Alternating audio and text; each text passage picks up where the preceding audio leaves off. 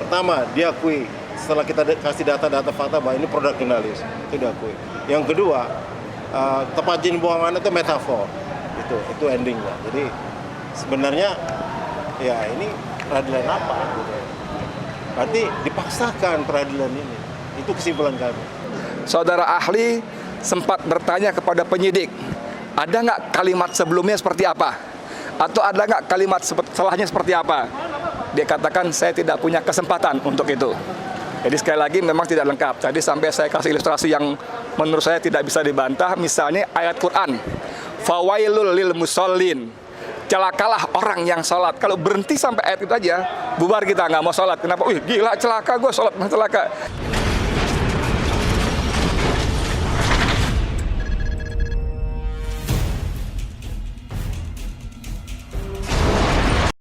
Jadi saksi ini masih saksi yang pagi tadi, Asosiat Profesor Dr. Andika Duta Bahari, ya. Nah, ini saksi sebetulnya keilmuannya oke lah, secara keilmuan oke, penjelasannya juga oke, tapi yang mengejutkan ya, memang tadi rekan kita Kurnia agak kenceng ya, mengapa menyudutkan klien kami bla bla bla bla bla bla bla gitu ya. Padahal sampai tanya apakah dipaksa, nggak ada maksa saya, itu keilmuan saya. Itu saya akui, saya hargai. Cuman yang mengejutkan ternyata dia membuat pengakuan bahwa dia tidak mendapat cukup informasi yang lengkap, yang utuh. Bahkan kalimat sebelumnya pun dia tidak dapat informasi. Misalnya tadi sampai majelis hakim mengatakan soal ilustrasinya Purwokerto, Banyumas. Lalu majelis hakim memberikan ilustrasi kalimat sebelumnya itu begini. Jadi kalau seandainya saudara ahli mendapat informasi kalimat sebelumnya, tentu keterangannya berbeda. Ya, majelis berbeda. Nah, ini menarik jadinya. Jadi emang ada penggiringan bahwa dia hanya disodori potongan-potongan pertanyaan, potongan-potongan kalimat. Yang kemudian dari potongan-potongan kalimat itu sesuai dengan keahliannya, ilmunya, dia memberikan pendapat-pendapatnya.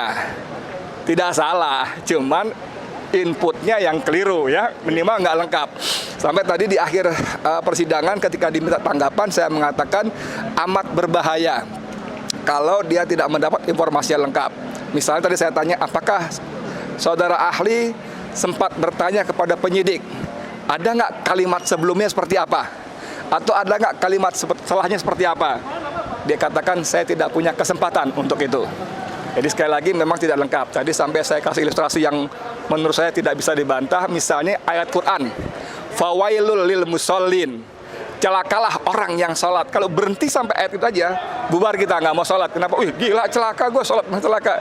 Tapi karena ada ayat lanjutannya menjelaskan yang celaka sholat itu kalau alladzina hum an sholatihim sahun dan seterusnya dan sebagainya. Nah, tapi akhirnya dia mau terima itu. Itu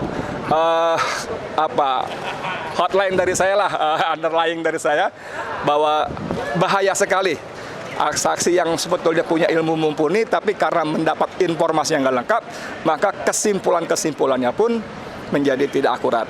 Jadi gini, ada yang menarik tadi. Pertama dia ketika ditanya oleh JPU, dia bilang ini bukan delik pers, bukan produk jurnalis, ya kan?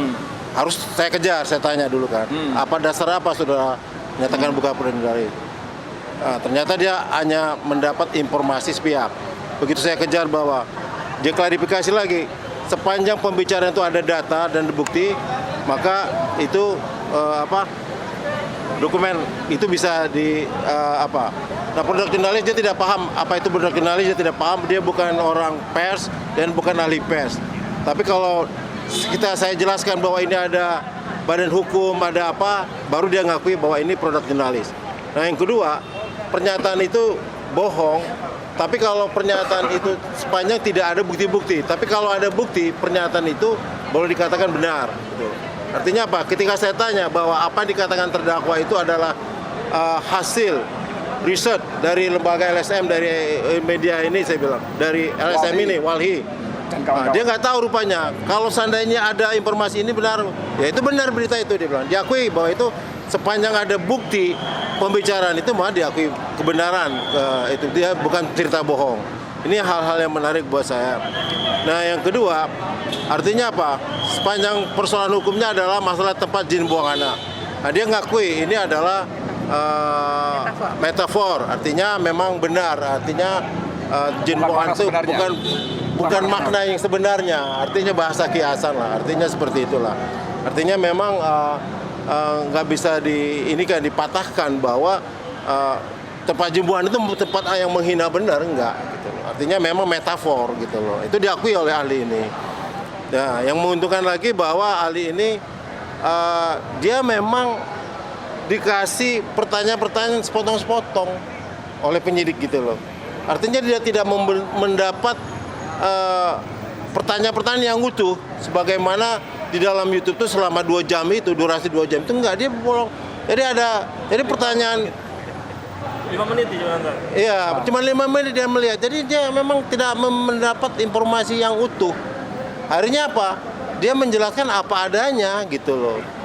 Berdasarkan pertanyaannya Iya. tadi. Jadi gini, saya tambah lagi sedikit ya soal informasi sepotong-potong tadi. Ketika ada yang mengatakan Bang Edi Channel itu bukan produk jurnalistik. Nah, itu. Ketika ditanya kenapa? Karena tidak dikeluarkan oleh perusahaan pers. Perusahaan pers. Ya kan? Itu Ya, betul tuh. betul. Kalau dari undang-undangnya begitu. Tapi dia nggak tahu. Baru Oh, kita gitu. kasih tahu bahwa Bang Edi Channel itu bagian dari Dari FNN, FNN. Forum News Network. Ya. FNN itu perusahaan pers.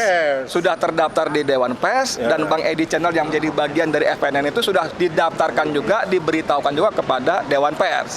Setelah itu, oh kalau gitu iya itu produk jurnalis, dia bilang. Nah, gitu. Oke, lanjut ya. Yang perlu kita garis bawahi adalah satu lagi penting. Adalah bahwa apabila itu merupakan, tadi kan dia bilang kalau itu produk pers ya, artinya penanganannya bukan seperti ini gitu. Itu yang paling penting dan itu diakui. Kenapa tadi dikatakan bahwa dia bilang dikejar oleh Pak Herman kan, apakah ini produk jurnalis? Begitu dijelaskan baru dia bilang iya produk jurnalis. Tapi dia bilang awalnya tidak karena menurut dia kalau produk jurnalis tidak diperlakukan seperti ini. Itu intinya, poinnya itu. Jadi dan kita bisa membuktikan bahwa ini produk jurnalis dengan bukti-bukti lain apa? Bahwa saudara terdakwa Harus adalah Dewan punya Pers. kartu anggota sebagai wartawan, kan itu bukti-bukti pendukung. Sehingga ada kesinkronan bahwa memang tidak bisa diperlakukan diadili seperti ini. Karena kenapa tadi digarisbawahi lagi pernyataan dari ahli bahwa yang harus dikejar adalah orang yang mendistribusikan. Iya. Dia bilang gitu. Jadi orang yang menyampaikan itu apalagi disampaikan dengan fakta itu tidak bisa diperlakukan atau diadili. Itu intinya. Cukup. Artinya jelas ya. Jadi ending dari keterangan ahli tadi bahwa pertama diakui setelah kita kasih data-data fakta bahwa ini produk jurnalis, itu diakui. Yang kedua, tempat jin bohongan itu metafor. Itu endingnya. Jadi sebenarnya ya ini peradilan apa gitu. Berarti dipaksakan peradilan ini. Itu kesimpulan kami. Jadi dipaksakan peradilan. Nih, Bang, ini kan proses di pengadilan nih. Tapi kan semua bermuara dari kerjaan penyidik. Iya. Nah, ini ada nggak mekanisme untuk melaporkan penyidik yang memang Ya itu kami bicarakan lagi. Nanti akan kami bicarakan. bahaya itu. Iya. Kami akan bicarakan. Ini kan fakta persidangan penyidiknya kan?